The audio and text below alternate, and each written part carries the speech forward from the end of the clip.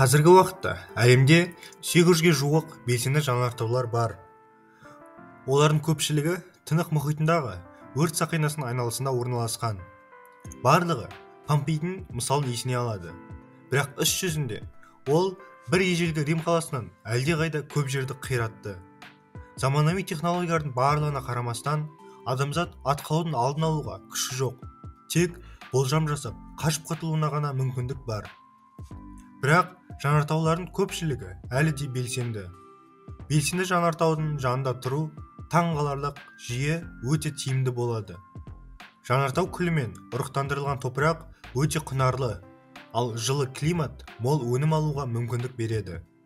Ең бастысы, тау оянуға шешім қабылдаған кезде қауіпті есте сақтау және тұрғылықты жеріңізді уақытында өзгерту. Бүгінгі видеода қай жанартаулар ең қауіпті екенін қарастырамыз. Тағы бір айта кететін зат, ол мына комментарийлер. Осылай каналдың дамуына үлес қосып, қолдап отырғандарыңызға алғысымды білдіргім келеді. Везувий және Флегриан даласы, Италия. Везувийді таныстырудың қажеті жоқ сияқты. Өйткені 79 жылдың 24 наурызы Помпейдің өліміне себепкер болған. 79 жылы Везувийдің атқылауы тарихтағы ең әйгілі оқиғалардың бірі болып табылады. Ол жанартауларда біз қорқатын нәрселердің барлығын бейнелейді және болашақ ұрпақ үшін естелік қалдырды. 24 тамызда түске жақын Везувий 100 000 атом бомбасының күшімен атқылайды. Мұнаны елестетіп көріңізші.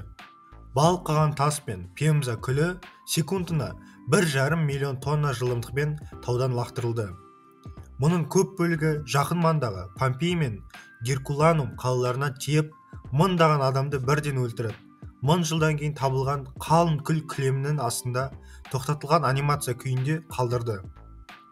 Везувийді қауіпті жанартаулар тізіміне енгізудің тағы бір себебі, оның жанындағы Неаполь қаласында 3 миллион адам тұрады. Жергілікті жанартау Вей 7 атқылауын тудыру мүмкін деп есептеледі. Бұл шкала өте күшті атқылау ретінде бағаланады. Бұл Кракатаудан 10 есе көп. Сакурадзима, Жапония. Сакурадзима, Жапонияның Кюсу аралының Осуми түбегінде орналасқан белсенді страто жанартау. Сакурадзимада ең қауіпті жанартаулардың бірі. Өте белсенді табиғатына байланысты, оны кейде шығыс Везувий деп те атайды. Сакурадзимадан бірнеше миль жерде 700 000-ға жуық халқы бар Кагосима қаласы орналасқан. Жақын жерде жанартау атқылау қаупіне ең жақсы дайындалған қала бұл Кагосима. Эвакуациялық жаттығулар үнемі өткізіліп тұрады. Тіпті арнайы баспаналар да бар. Бірақ бұл тек көңіл көтеру үшін емес. Сакурадзима жыл сайын мыңдаған кішігірім жарылыстармен атмосфераға үнемі күлдің шлейфтарын түсіреді. Жанартау соншалықты белсенді, ол 3 деңгейдегі қызғылт-сары ескертуге орналастырылатын 3 жанартаудың бірі. Бұл тым жақындамаңыз дегенді білдіреді. Мысалы, күндізгі атқылау кезінде күлдің көп ұшып кеткен сонша Кагосима қаласын қараңғылық басты. Дегенмен, бұл 1914 жылғы атқылаумен салыстырғанда ештеңе емес деді.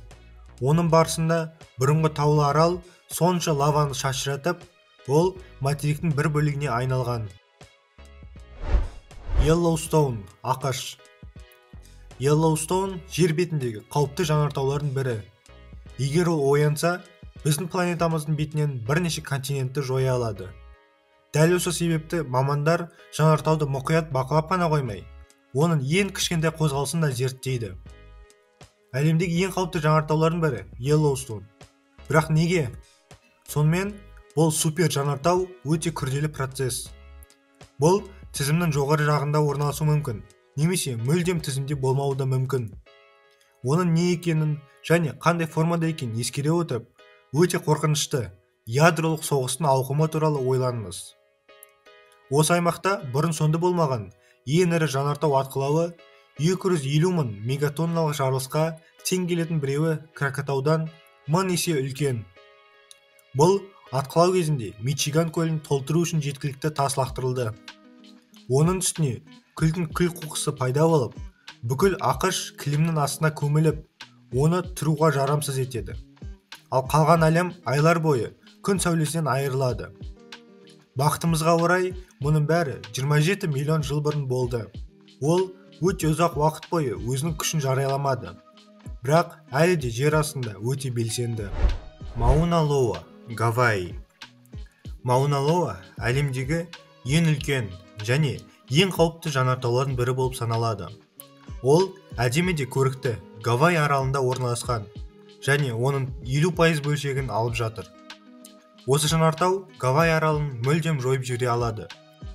Жанартаудың атауы ұзын тау дегенді білдіретініне назар аударыңыз. Осы алып таудың астында басқа жанартаулардың астына қарағанда көбірек лава қайнауда. Мауна Лоа өлшемі 4170 метр, басқа тауларға қарағанда қатты үлкен емес сияқты.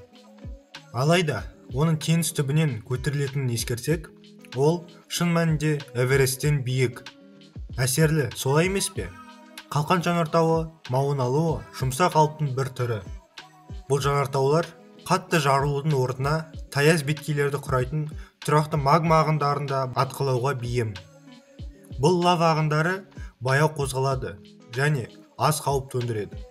Сонда неліктен Мауна Лоа әлемдегі ең қауіпті жанартаулар тізімінде? Бұл үлкен жанартау мыңдаған жылдар бойы тез өсті және теңіз тауының беткейлерінде терең жарықтар болуы мүмкін. Яғни, қирау мен жаппай көшкін нәтижесінде мега цунамиді тудыруы мүмкін. Килиманджаро, Африка. Килиманджаро Африкадағы ең биік жанартау. Континенттен 5895 метр биіктікте орналасқан. Кейбір мәліметтерге қарағанда, соңғы атқылау шамамен 200 жыл бұрын болды.